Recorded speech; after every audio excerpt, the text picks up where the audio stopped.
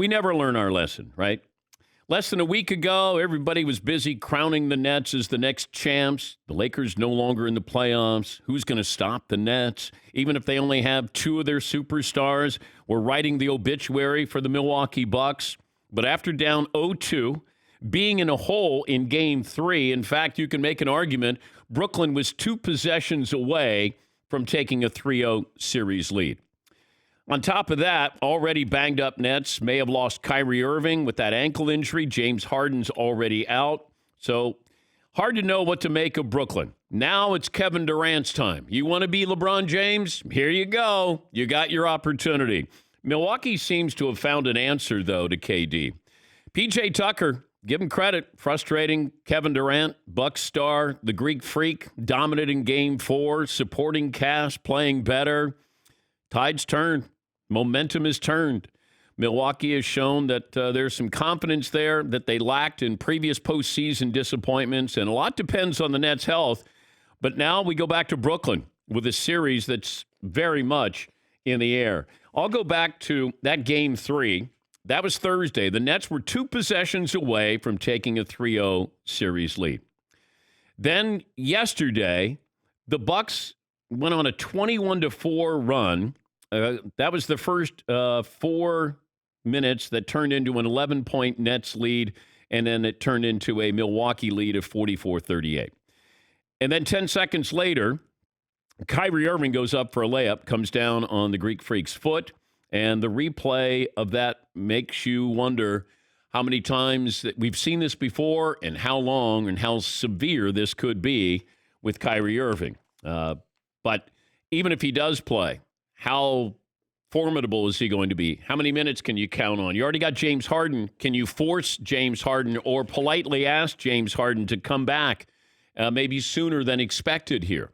Because when you're up 2-0, could have gone up 3-0, I don't need James Harden the rest of the series. Now, I need him. How much can I get out of him? But those are some questions that we'll have for Dennis Scott, who will join us coming up. As we always do every Monday, best and worst of the weekend. What you saw that you liked, you didn't like. You can dial us up, 877-3DP-SHOW. Email address dp@danpatrick.com. Twitter handle at DP-SHOW. Say good morning to our radio and TV partners. Peacock carries the show, our streaming service, and our radio affiliates around the country. Part of the Fox Sports radio lineup. McLevin, poll question. Okay, if the Nets lose a series, who takes the fall? Kyrie Irving, James Harden, Joe Harris, Steve Nash, or Kevin Durant? Well, I'm not going to put this on Joe Harris. He's been the difference. He was so bad in Game 3, and they would have won that game if he had an 18-footer. Okay, but I don't think anybody is going to be blaming Joe Harris. I mean, there's people going, wait, who's this guy? Maybe you say the role players. He'll be the face of the role players. Someone's got to step up, right, with all these guys down. They're not going to blame Joe Harris. I mean, you blame the stars. This will be about Kevin Durant, probably. Now, it shouldn't be because the other 2 players are injured. Kevin Durant, who missed 2 seasons, it felt like, coming back and to be able to play at the level that he's played at. But, they're going to be physical with him, even more physical with him. The question is, are the Nets going to get these calls? Is Kevin Durant going to get favorable treatment here? That's what I would keep an eye on. Do they let Milwaukee continue to play the way they played? Because if they do, then Milwaukee's going to win this series. But you've got, 2 stars that are, we don't know, hamstring and ankle injury. Those are injuries that do not leave. They linger. And Harden, hamstring now, could be the hamstring maybe the next series, the series after that if they get to the NBA Finals, even a sprained ankle. Those don't go away, not over the span of a couple of weeks here. Yeah, McLevin. So they blame Durant even though they might blame Durant even though he's on the court. Do you blame Harden and Irving for being hurt? Or, they kind of went after Anthony Davis. Yeah, but Anthony Davis, it feels like, has been injured or injury prone for a while. The groin injury, I'm not going to fault him on that, other than I will fault him on, does he get in good enough shape? And that's where he has to follow LeBron's lead. hey, you're 26, 27, 28 years of age. You got to start reinvesting in your body. And that would be my big criticism of Anthony Davis. I don't think he did that. I don't think you can just show up and all of a sudden go, hey, I'm young. I should be able to play. I don't think he was in shape. And I think that is probably the key off-season move that he needs to work on, and that's reinvesting in his body so he's ready to go for the long haul here. Yeah, Paul. Watching the Nets when they only have Durant on the floor and they don't have their two other stars, it's fascinating the difference. Like Blake Griffin got the ball, he's looking around, not looking at the basket, he's looking away from the basket. How do I find Kevin? Harris, Brown, all those guys, they have no I don't know what the word is, but they just look discombobulated because they've got one guy to go to, and the defense knows it. They're getting physical. Well, they're so used to deferring because they can. Hey, KD's not open, Kyrie, or if it was James Harden. Now you got one main option, and this is what great players. This is your stage here. Going back home, Kevin Durant needs to put up one of those huge games. This is what great players do. We give credit to players who are great for being great, which I don't understand that. Like I heard from Clipper fans today, you got a different opinion about Kyrie? And I went, a different opinion? I had people telling me, or Kawhi, I had people saying, not too long ago, Kawhi's better than LeBron James. Okay, I don't believe that, but, during the postseason, he plays big. He should. Is he one of the great players? You keep telling me that. Hey, KD, now's his time. Well, yes, now's his time. This is what great players do. Not, man, did you see that performance by Paul George, who calls himself Playoff P? Yeah, he played well. He should play well. Hey, the Greek Freak looked great. Bucks aren't dead. The Greek Freak should play well. It's when somebody who you don't expect to play well plays well. That's when you get recognition. Chris Paul, okay? Unbelievable performance. We talked about it this entire season. Now, Chris can come out and say, hey, people thought that I was washed. The Rockets. Chris, you're right, but you bounced around to how many teams here? It's not just, hey, the Rockets thought I was washed. You're a very good player. You're a Hall of Famer. The thing that's missing from your resume is winning. And that's what great players do. They win. And the Suns were the better team in this series. The Nuggets were, undermanned. Without the starting backcourt, they were not going to beat the Phoenix Suns. It got frustrating yesterday. The Joker got tossed for a hard foul. And here is his head coach, Michael Malone, on the ejection.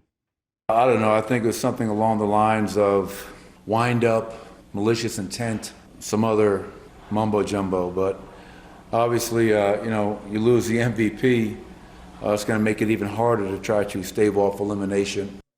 I'm going to guess when you say mumbo jumbo that you don't agree with the call. I'm going to read between the lines here. Mumbo jumbo. The windup is what looks really bad. Now, he does hit the ball, but he hits Payne in the face. Is it egregious? You're the MVP. You can't put yourself in a position like that. You shouldn't be the guy that's trying to change the energy. And that's what the Joker talked about. Hey, I was trying to change the energy there. You're not a hitman. You're the MVP. This is one of those where you can say normally the NBA with preferential treatment, home court call, star player, that didn't matter. Jokic getting tossed, but you can't put yourself in a position like that. Would I have tossed him? No, I would have given him a flagrant one. But, it's a windup there. It really looked like if he didn't hit the ball, he wanted to make a statement and hit Payne over the forearm there.